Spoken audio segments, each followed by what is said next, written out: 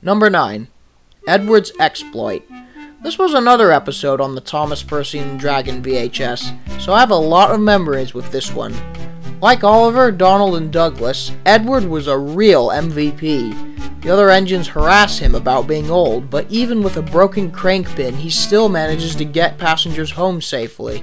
It's a very simple and generic premise. We've seen it before in episodes like Coal and Troublesome Trucks. So what makes Edward Exploit stand out?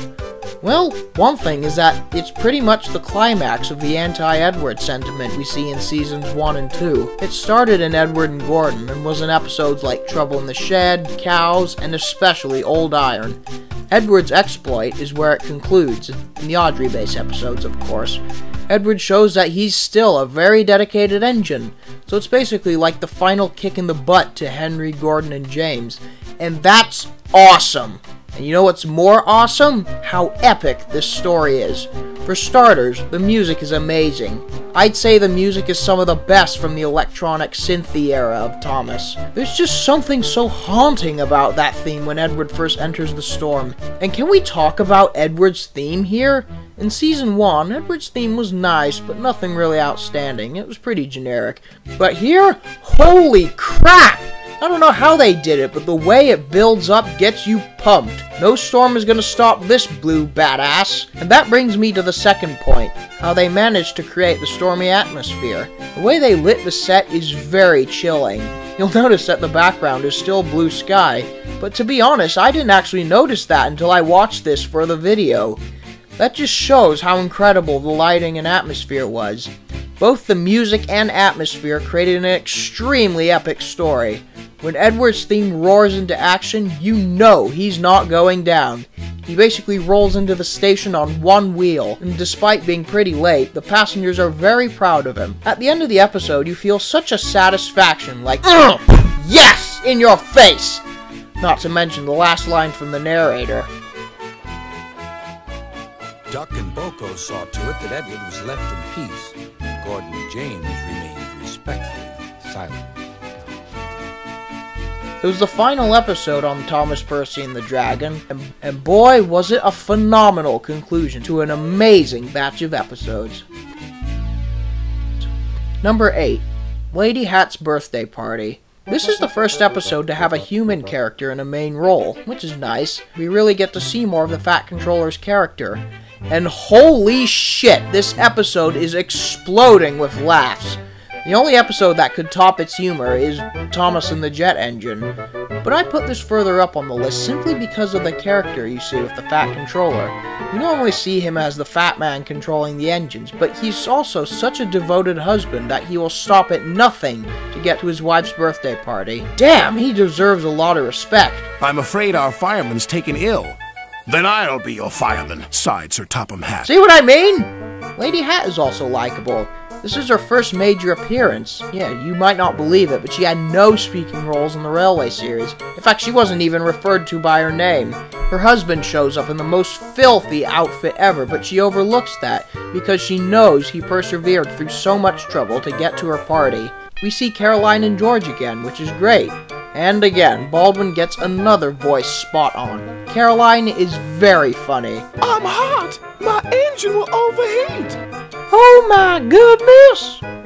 Again, this whole episode is enormously funny. First of all, you gotta laugh at how concerned Sir Topham Hatt is about his suit getting dirty, considering it's only gonna get worse.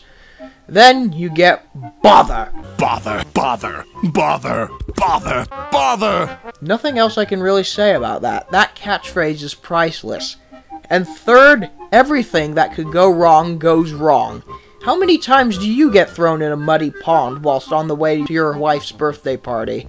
The way his model just tips out has me howling. And I don't really know why. It's just so funny.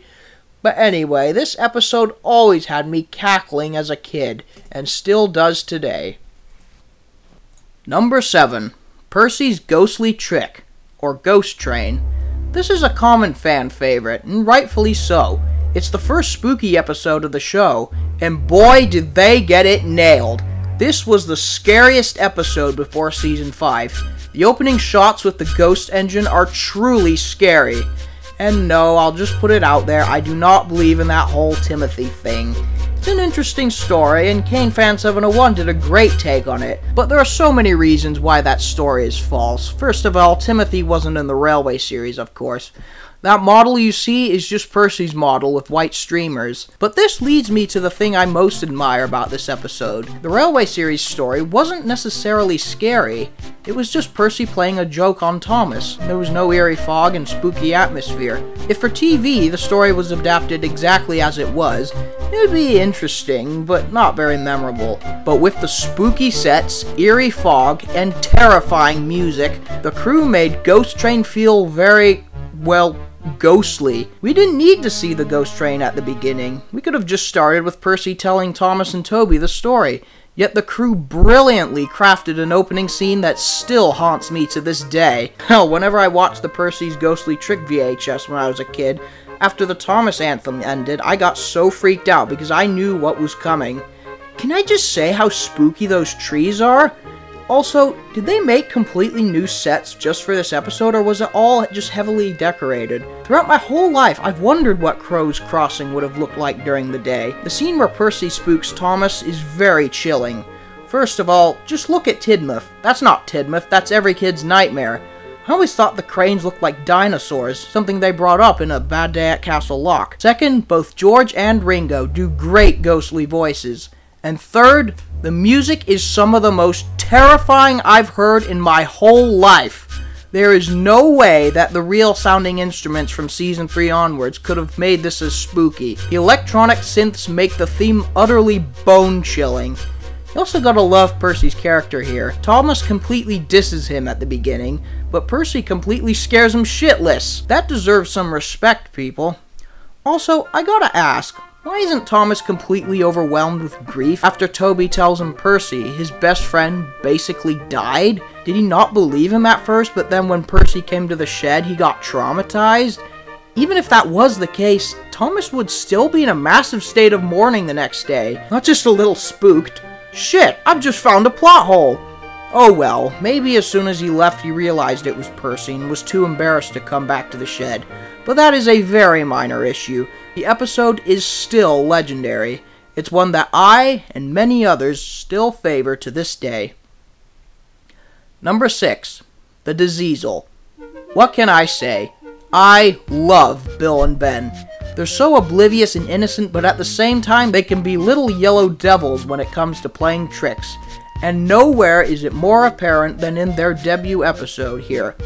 Also from Thomas, Percy and the Dragon, it was a favorite of both me and my dad. He also had mainline engines as a kid, and like me, had very fond memories of Bill and Ben. Whenever I was mischievous, he would call me Bill and Ben, and then I'd joke, oh, maybe you're Boko, because we're causing so much trouble to you. Yeah, those were fun times. What I find especially hilarious is how bizarre Bill and Ben's plan is. Boko took their trucks, so for revenge, they try to drive them insane. I mean, how can you not laugh at that? It's also a very quotable episode. It's a waddle, coughs and sneezels, spread diseasels. The music only adds to how much I love it. Bill and Ben's theme, for starters, was one of those themes that always stuck with me. The bouncy electronic jives are so enjoyable to listen to. And the music when the Trins trick Boko is phenomenal too. As a kid, I would always whistle or hum it whilst playing with my wooden trains or doing whatever a kid does. To be honest, I also found this episode a little intense as a kid. I don't know why, but that shot where Boko's face was the whole frame always freaked me out. The music where Bill rolls alongside Boko is too, but it's all in a good way. You know shit's about to go down. Also, it's very clever how they first introduced Boko with the music and the moving shot that eventually reveals him. When you first meet him, he seems like a pretty mean guy. You wonder, is this another bully Diesel like, well, Diesel? But no, the episode has a nice twist that shows him to be a nice guy. There's just something so warm about Boko. He's so friendly he could be Santa Claus. It'd be nice to see him again in the future. Until the 5th season, The Diseasel was, in my opinion, the funniest Thomas episode. I just had so much fun watching it, and Bill and Ben are two of my favorite characters, along with Duke and Henry. And I'm so pleased that they brought them back for Season 17. On a side note, does anyone else find Boko's giddy face hilarious? Anyway, the Diesel was a childhood favorite of mine, and still is to this day. Number 5, the Flying Kipper. I think it's pretty obvious that this was going to be on my list. Everyone loves it, and so do I. There's a reason Henry is my number 1 favorite character. He had a lot of the great episodes, but the Flying Kipper is not a great episode. It's a fantastic episode. Now, the story is actually quite simple. Henry pulls a train of fish and crashes. Aside from the crash, maybe, what's so interesting about it? Well, much like Ghost Train, the crew took a fairly simple story and made it on such a grand scale. The Flying Kipper theme is an eargasm. They could have just used Henry's regular theme, but no. Much like Edward's theme in Season 2, they took a theme that was nice to listen to, but nothing special, and made it an epic masterpiece. Do I even need to talk about the sets? They took familiar locations and made them look like something out of a dreamland with the snow and lighting. Henry's silhouette against the dawn are some of the most beautiful shots of the entire show.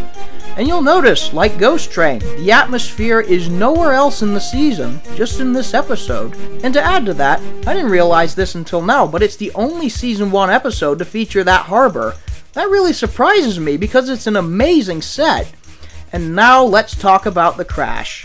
It's the best of the entire show, hands down. What made it so amazing was how intense it was.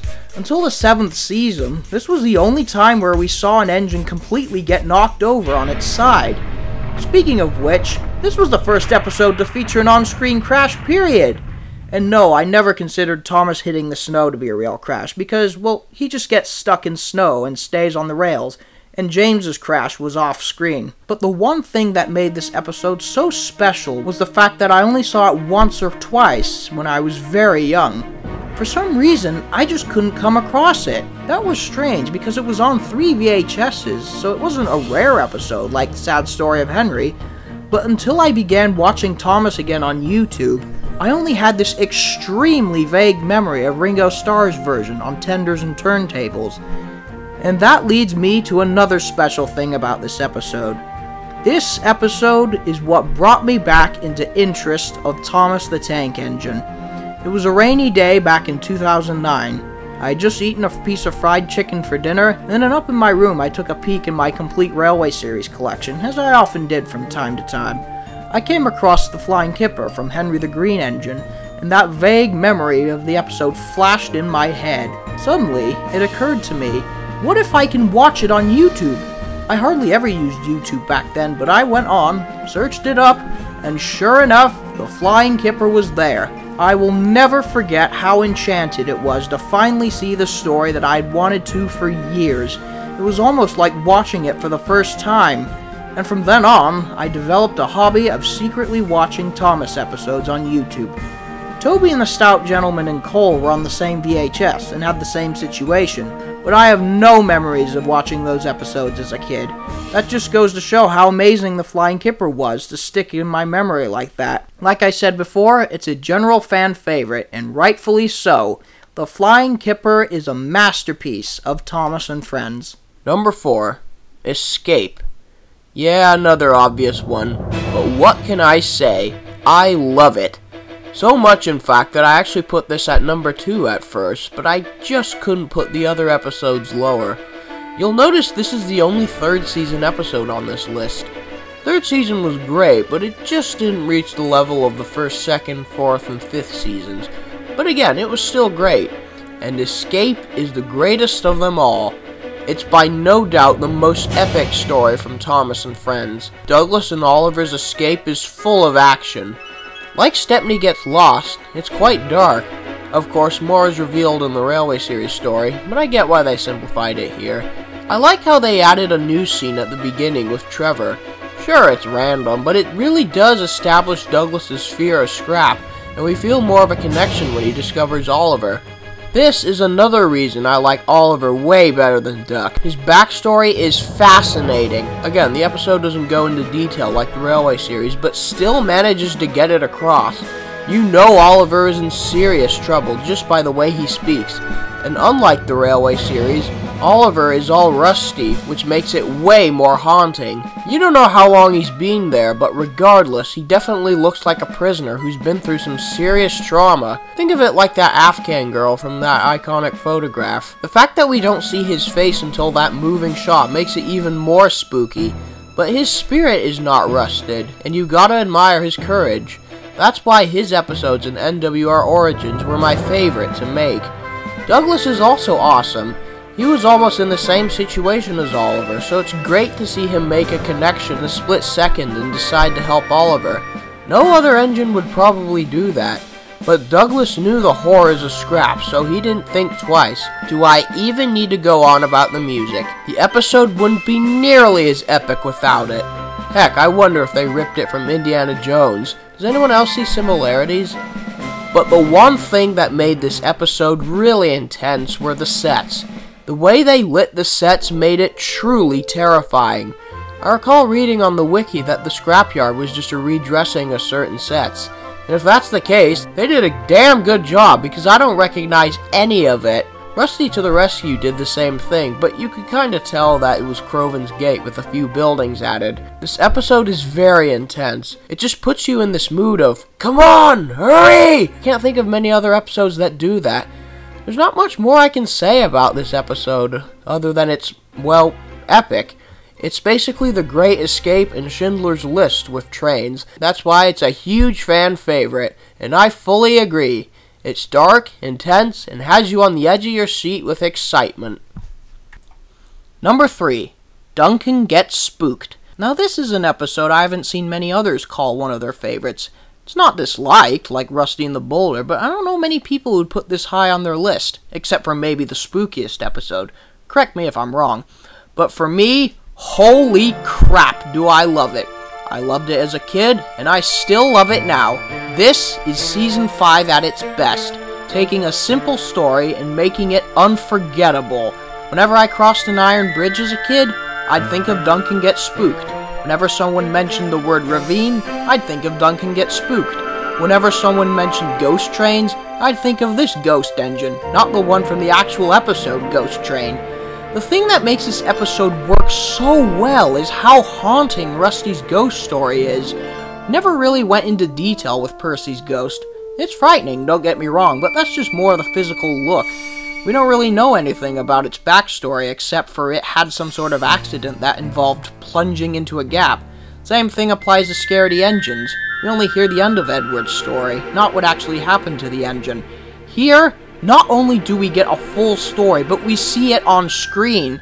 I am shocked that this was actually able to go in, considering we see an engine fall off a bridge and die right in front of us. We feel more of a connection, and had Rusty's story been true, we'd fully understand why Duncan would get, well, spooked.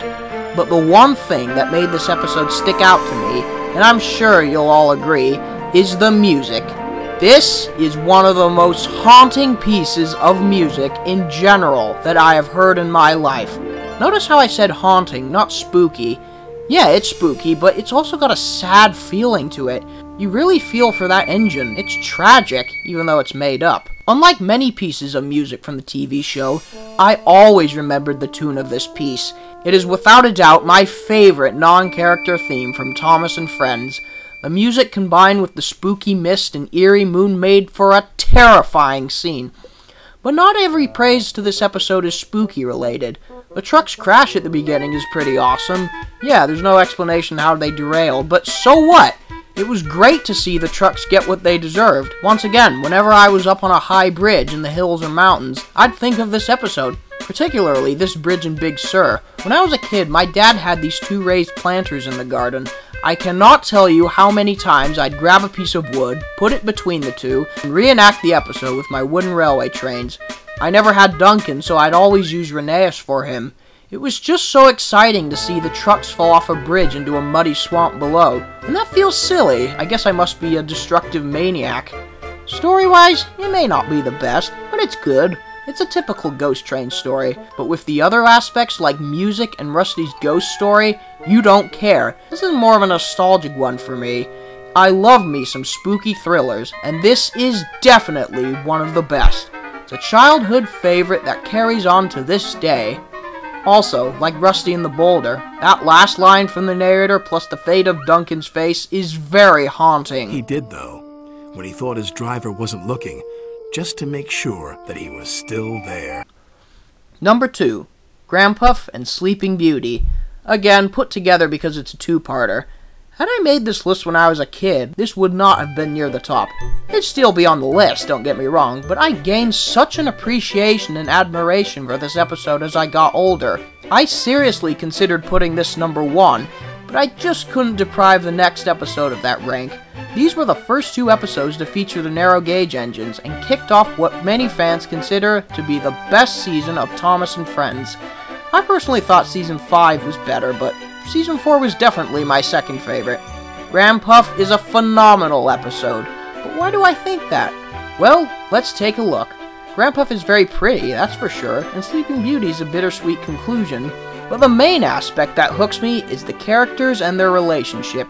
Duke is my second favorite character from the show, behind Henry, of course. He stands no nonsense, and when the other two tease him, he finds a sneaky way to get back at them. He may be an old weezer, but you do not mess with this guy. But at the same time, if the others are in trouble, like Sir Handel and Bulldog, Duke will not yield until he has rescued him. He definitely is a bulldog. But this also means that despite their occasional quarrels, Duke deeply cares for Peter, Sam, and Sir Handel. Duke is the father figure, whilst Peter, Sam, and Sir Handel are his children. Sure, they can be rude to him, but Duke knows that they're only learning. Yes, he tells a story of Smudger, but he was probably only doing that for shock value.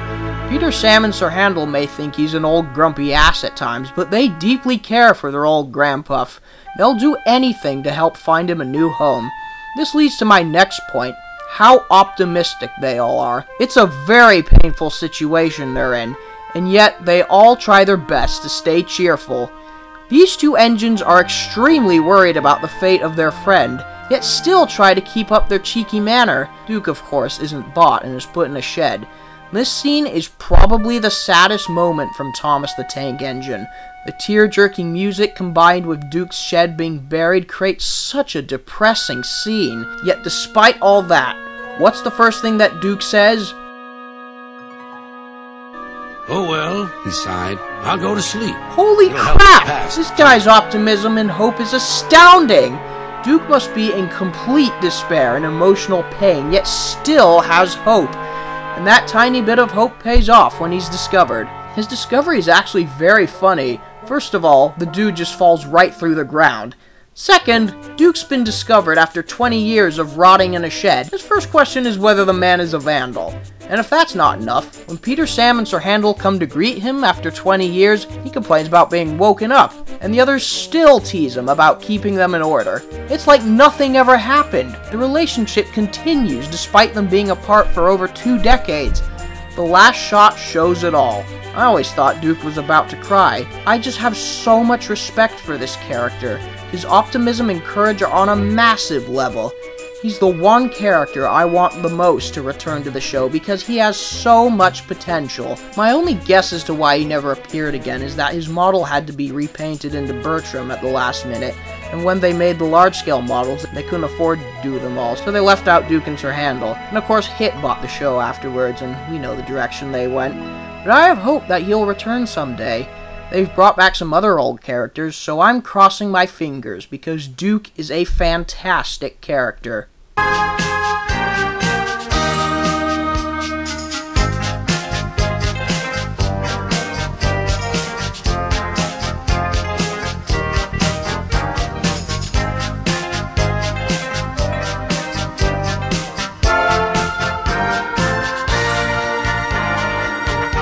And my number 1 favorite episode of Thomas the Tank Engine is Haunted Henry. Yeah, you may have seen this coming based off of that atrocious 2-part adaptation I did a few years back.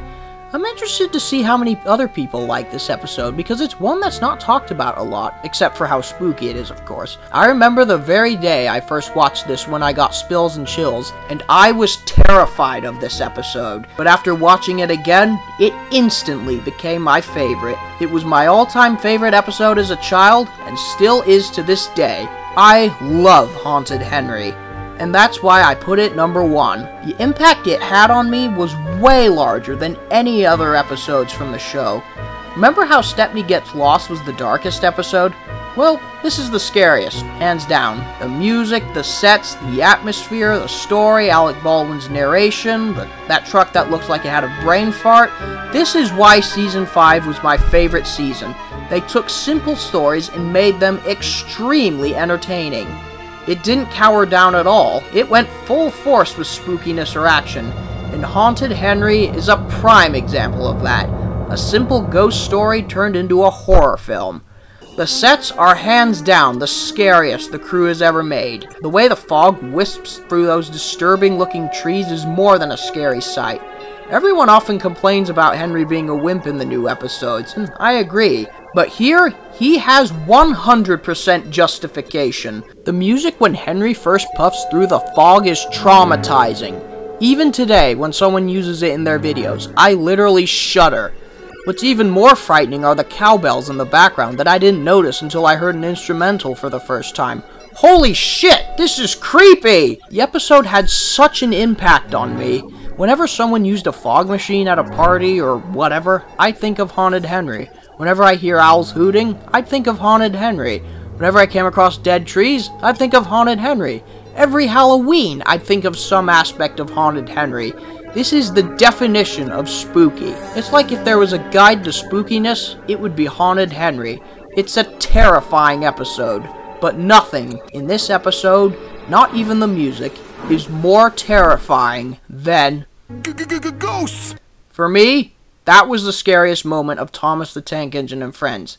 Yeah, it does sound weird, but that face combined with Alec Baldwin's line was so frightening that it would be in my nightmares. That face gave me PTSD. And this is why Alec Baldwin is my favorite narrator. He wasn't soft like George Carlin. If the lines needed to be scary, he made them scary. Carlin technically may be the better narrator, but he could not pull that off. Michael Angelis almost does, but it feels kind of forced. There's just something about Baldwin that made the Season 5 episodes work. As far as the episode's story, it's pretty good. You don't know why someone is doing all these strange things. And then there's this nice twist when you think they've found out what the person was warning them about, but it's something completely different. And once again, Baldwin does brilliantly with Old Bailey. I bet you they modeled him off of George Carlin. The crash is great too. It's just so unexpected. And hell, a face almost falls off a truck. I'm really interested to see what Gordon's deleted scene was about. Was he teasing Henry about being scared and then later rolled by really fast to give him a spook? I'm intrigued. The scene with him that did make the final cut was really scary. The way he just suddenly zips by so fast almost made me jump when I first watched it. This episode got me thinking. As hard as the CGI series tries to replicate the spooky atmosphere, it just can't come close. There's something about models and a fog machine that makes it way more chilling. There would be no other episodes like this after the 5th season. They could come close, don't get me wrong. Jack Frost and A Bad Day at Castle Lock were pretty spooky too, but they're really mild compared to this episode, Duncan Gets Spooked, Toby's Discovery, and Ghost Train. I never got tired of watching Haunted Henry. It still spooks me to this day, and not many other stories do that. If you're not a fan of spooky stuff, that's fine, but for me, those were always the best stories because the models and sets could create really bone-chilling results. I've forgotten many episodes like Better Late Than Never, Thomas Gets Bumped, etc., but Haunted Henry and the majority of Season 5 were always a big solid brick in my memory. And remember, I was into Thomas before Season 5 existed, so it's not just a nostalgia thing. And that's why it has been my favorite episode of Thomas the Tank Engine. It's extremely spooky, yet exciting, and that's what I always was hyped about when watching the show. Thanks for watching, guys. Once again, what are your favorite episodes? Tell me in the comments below. I'm interested to see.